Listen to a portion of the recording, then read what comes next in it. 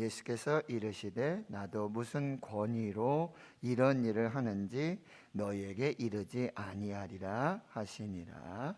아멘. 예수님께서는 이제 나귀 새끼를 타시고 평화의 왕으로 겸손하고 온유한 또 사랑의 왕으로 예루살렘에 입성하십니다.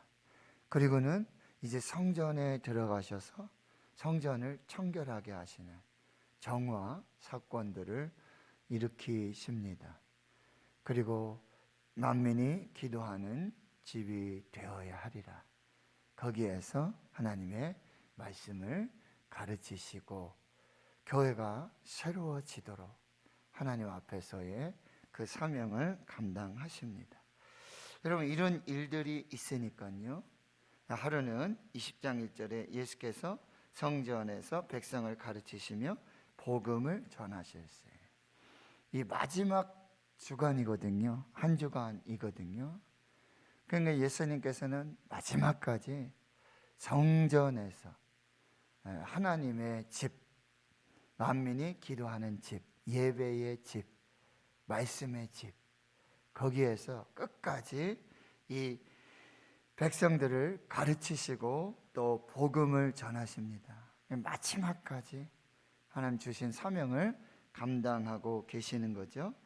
그때 이제 대제사장들과 서기관들과 장로들과 함께 가까이 와서 말합니다.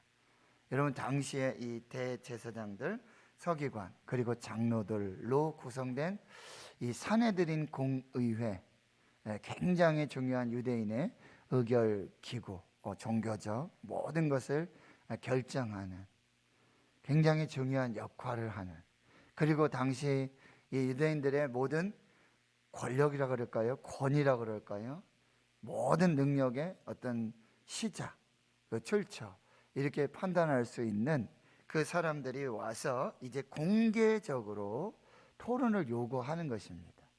한마디로 예수님의 권위, 권세, 굉장히 두 개가 대표적인 거죠. 첫째, 이제 나귀를 타고 왕으로 입성하시는 메시아, 그리스도가 되시는 그런 어떤 권위. 그냥 두 번째는 그건 그렇다 치더라도, 네? 정치적으로 어떤 뭐 그런 인기를 얻는다든지 뭐 이렇게 해서 정말 왕처럼 그렇게 많은 무리들이 그렇게 따르고 있으니까 그거는 둘째 치더라도 이들에게 권위에 굉장히 도전이 되는 것이 바로 성전에서의 그 권위예요. 당시 대제사장들 그리고 서기관들, 바리새인들, 이 장로들은 그 성전 안에서의 예배라든지 제사라든지 이런 모든 것을 가지고 있으면서, 기득권을 가지고 있으면서 거기에 어떤 뭐 경제적 이권, 이것들을 배후에서 조정하면서 굉장한 이 권세, 권위를 가지고 있었던 사람들이에요. 거기에 이제 굉장히 도전이 되는 것이죠. 예수님은 여러분 아시다시피 계속해서 반복되는 게 누구냐? 도대체 누구냐 그랬더니 이 갈릴리, 나사렛 출신이고, 그리고 아버지는 목수 요셉이고, 그런 형제들 이렇게 있지 않느냐. 어떤 뭐 자격이라든지 대제사장들의 가문처럼 여러분 레위 지파의 뭐 아론의 자손 뭐 이것도 아니에요. 출신이라든지 배경이라든지 학력이라든지 뭐 이런 아무런 소위 그들이 지금 그들이 내세울 수 있는 어떤 그런 권위와 권세와 자격이나 조건이 예수님에게, 그리고 예수님에게 누가 뭐 대제사장이라든지 누가 와서 한번 뭐 말씀을 가르치십시오. 특히 예루살렘 성전에서 뭐 나사렛이라든지 갈릴리라든지 거기에 해당해서 말씀을 이거 차원이 달라요. 광야에서 오병이어의 기적을 하면서 거기서 말씀을 전하시고 차원이 다른 거예요. 성전 안에서 말씀을 가르치고 복음을 전하고 율법을 가르치고, 이거는 대제사장들 어떤 자격이나 조건이 되고 어떤 공인된 허락된 그런 권세자들이나 할 수 있는 이런 부분들이라는 거죠. 그리고 감히 그 어떤 지금도 누구도 도전할 수 없는 성전에서의 그 대제사장들과 바리새인들, 이 장로들의 권위를 누가 성전 안에서, 여러분 당시에 어떤 합법적으로 이루어진 굉장히 합리적인 것들이에요. 여러분 멀리서부터 재물을 가져다 오면 그것이 뭐 병이 들기도 하고 상처가 나게 되면은 흠인 것은 하나님께 드릴 수가 없잖아요. 그런 거는 이제 돈으로 바꾼다든지, 그리고 당시에는 이 로마 화폐가 이제 공용화 되어지니까 그걸 가지고 성전세라든지 이렇게 할 수가 없으니까 그것을 이제 유다의 이 돈으로 환전해 가지고 그걸 하나님께 드린, 이 굉장히 합리적이고 편리하고 또 필요한 것들이었어요.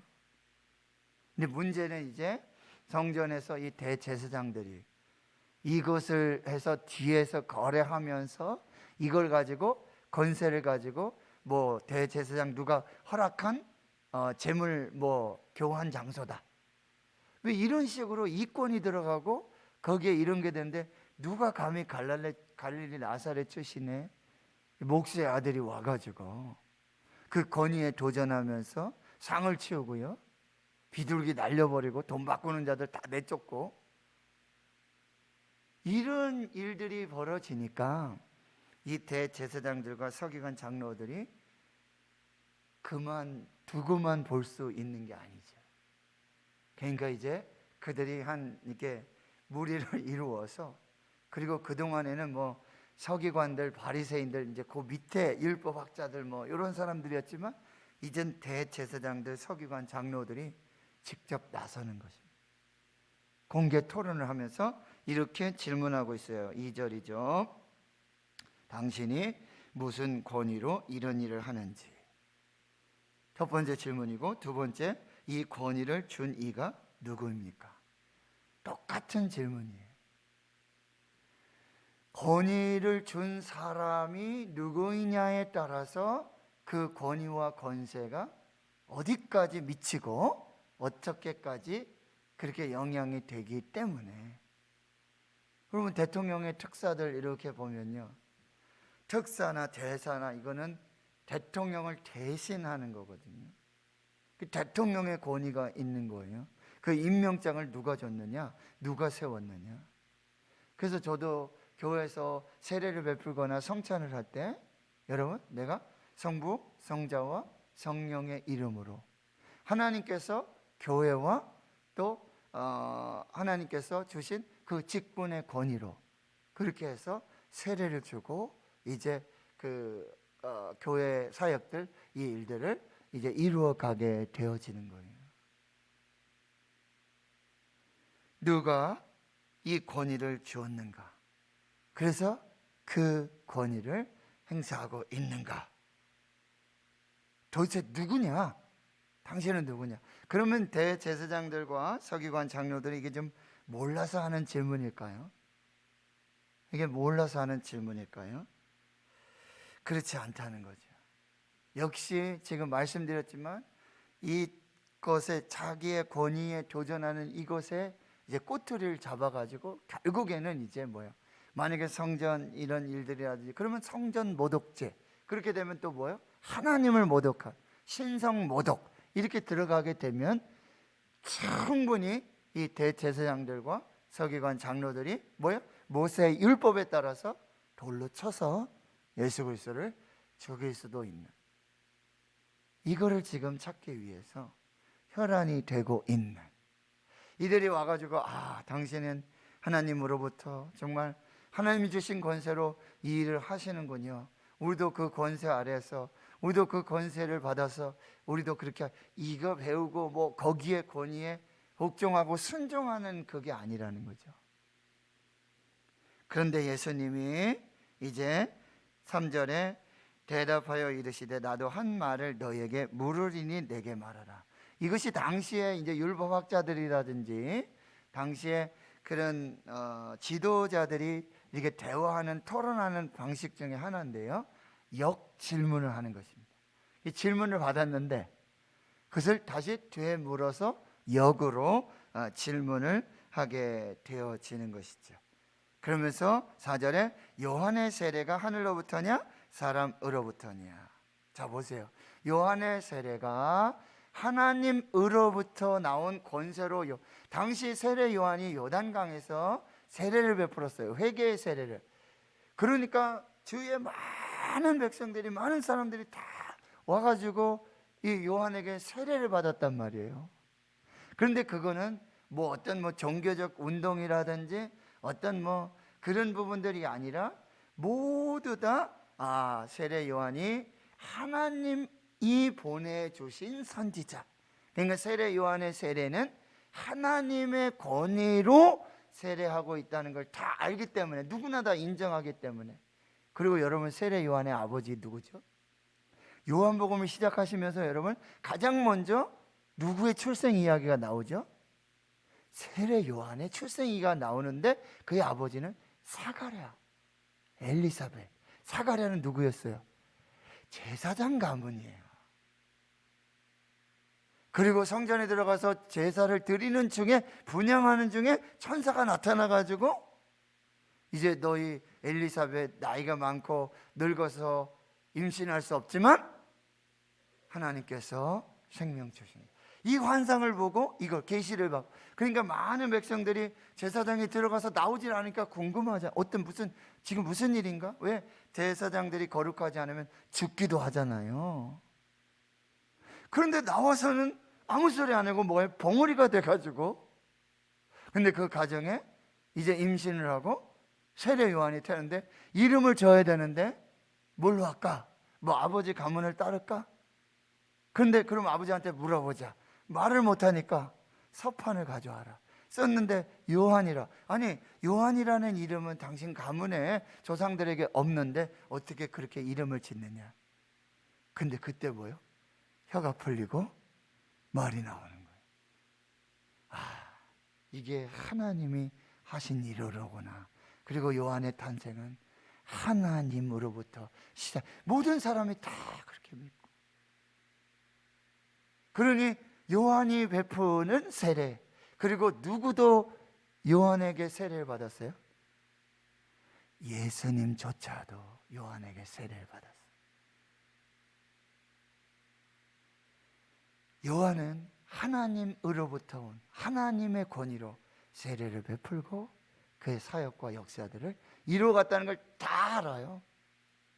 당시 유대 대제사장들, 이 장로들, 그리고 백성들이 다 알고 있다는 거예요. 이걸 지금 질문하시는 거예요, 예수님이 다시.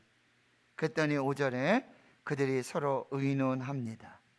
만일 하늘로부터라 하면 어찌하여 그를 믿지 아니하였느냐. 하늘로부터입니다. 하나님으로부터입니다. 그럼 왜 너희들 세례 요한 믿지 않았느냐? 라는 대답이 분명히 올 것이고, 그 다음에 또 어떻게 해요? 6절에 만일 사람으로부터라 하면 백성이 요한을 선지자로 인정하니 그들이 다 우리를 돌로 칠 것이라. 여러분, 예수님께서 다시 역으로 질문하시면서 정답은 하나잖아요. 세례 요한의 권위는 하나님으로부터 온 것입니다. 그러면 역시 보세요. 세례 요한은 예수님에게 세례를 줬지만 세례 요한이 하는 얘기가 뭐예요? 나는 당신의 신발끈 풀기도 감당하지 못합니다. 당신은 흥하여야 되겠고 나는 망하여야 되겠습니다. 그리고 이사야 선지자의 예언처럼 나는 주의 길을 예비하라고 강야에 외치는 자의 소리였습니다. 이것이 요한의 정체성이었어요.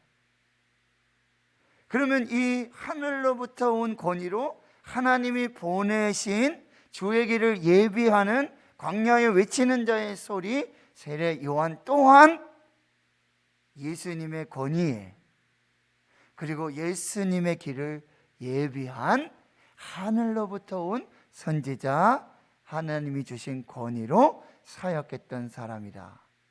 그러면 이 대제사장들과 서기관들과 장로들의 질문, 당신 무슨 권위입니까? 누가 당신에게 권위를 주었습니까? 이 다 알고 있는 사실이다. 예수님께서는 뭐예요? 하나님의 아들의 권위, 하나님으로부터 오는 권위, 하나님이 주시는 권위로 지금 이 놀라운 역사들을 이루고 있다라는 사실이에요. 그런데 이 권위를 인정하지 않는, 이 권위에 불순종하고 이 권위를 따르지 않는 그들에게는 구원이 없어요. 이것을 우리가 잘 살펴봐야 돼요. 그래서 7절에 이렇게 봐요. 대답하되 어디로부터인지 알지 못하노라. 여러분, 어디로부터인지 알지 못하노라. 여러분, 이 사람들이 몰라요? 다 알고 있잖아요. 그런데 일부러 어떻게 보면 핑계죠. 변론이죠. 아무런 어떤 자기들 이제 오히려 예수님을 올가미에 그렇게 해서 예수님을 어떻게 하든지 지금 거기에 자신들이 다시 걸려들게 된 거죠. 자신들의 무지가, 영적인 무지가 아주 극렬하게 드러나게 되고요, 자신들의 무소신, 이런 것들이 분명하게 발각이 되고요, 저들 질문 안에 숨겨져 있던 아주 검은 의도, 검은 유혹, 이것이 오히려 있잖아요, 공개적인 토론으로 예수님 망신 주고 예수님을 어떻게 지금 하려고 했던 그것이 역으로 이제 저들의 정체성이 무엇이고 저들의 어떤 속임수, 술수, 개체, 아주 검은, 다 가리고 속이면서 그렇게 했던 이 모든 것이 다 적나라하게 드러나게 된다라고 하는 거예요. 예수님 결국 이렇게 마시죠. 나도 무슨 권위로 이런 일을 하는지 너에게 이르지 아니하리라. 참 하나님의 아들 예수 그리스도, 지혜의 근본이신 예수께서 얼마나 지혜롭게 이 말씀들, 대화들을 이끌어 가고 있느냐라고 하는 거죠. 여러분, 오늘 우리 이 말씀을 통해서 하나님으로부터 오는 그 권위, 진정한 권위와 가치는 자기 힘으로 만드는 것이 아니에요. 자기 지위가 만드는 것도 아니고 자기 능력이 만들어내는 것도 아니고 결국 하나님으로부터 주어지는 것이다. 그래서 사도 바울은 로마서 13장에 뭐예요? 위에 있는 권세자들에게 너희가 복종하라 그래요. 왕들에게 복종하라. 왜요? 그것도 다 하나님이 주신 권위다. 오늘 대통령 선거를 통해서 하나님께서 이 나라에 이제 새로운 권위를 부여하실 것입니다.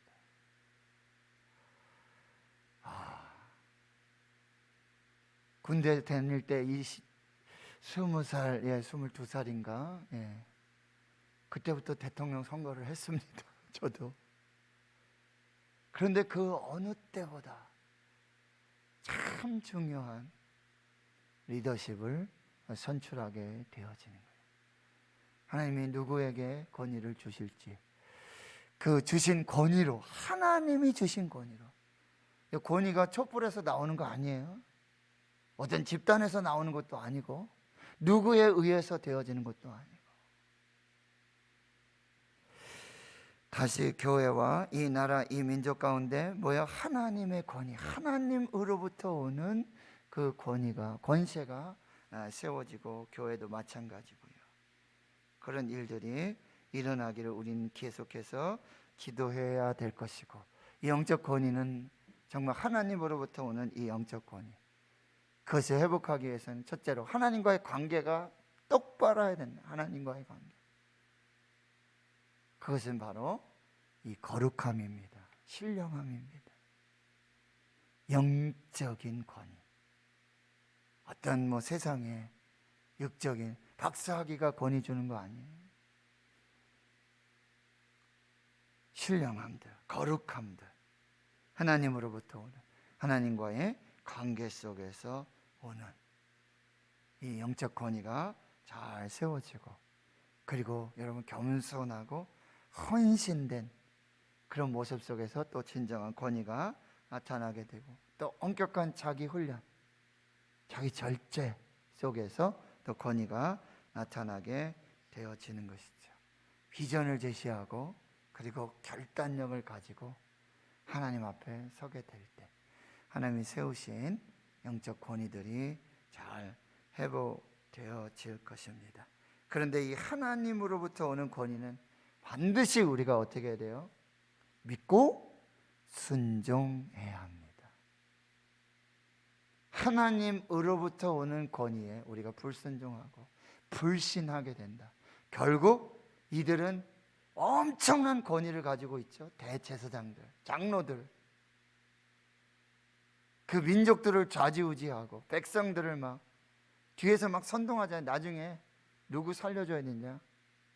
바라바 살려야 돼. 누구 못 박아야 되냐? 예수다. 그게 자기들은 권위인 줄 알았어요. 권세인 줄 알았어요. 그것으로 충분히 예수 권세, 예수 권위를 다 물리칠 줄 알았어요. 그러나 그 하나님이 주신 권위, 하나님이 주신 권세, 예수 권세, 그래서 베드로는 성전 미문 앞에 있었던 나면서부터 안전병이 된 그 선천성 소아마비 그 환자에게 은과 금은 없다. 내게 있는 것, 하나님 주신 나사렛 예수 그리스도의 이름의 권세, 예수 권세로 일어나라, 걸으라. 우리 교회에, 우리 가정에 이 하나님의 권위, 하나님의 권세, 예수 권세가 완전히 세워지고, 또 말씀의 권세, 말씀의 권세, 기도의 권세, 이것이 온전히 회복되죠.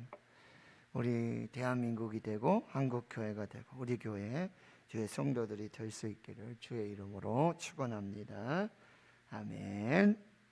하나님 아버지, 지금 대제사장들과 서기관들, 장로들이 공개적으로 예수님 앞에 나와 당신이 무슨 권위로 이런 일을 하는지, 또 이 권위를 준 사람이 누구인지 말하라고 말합니다.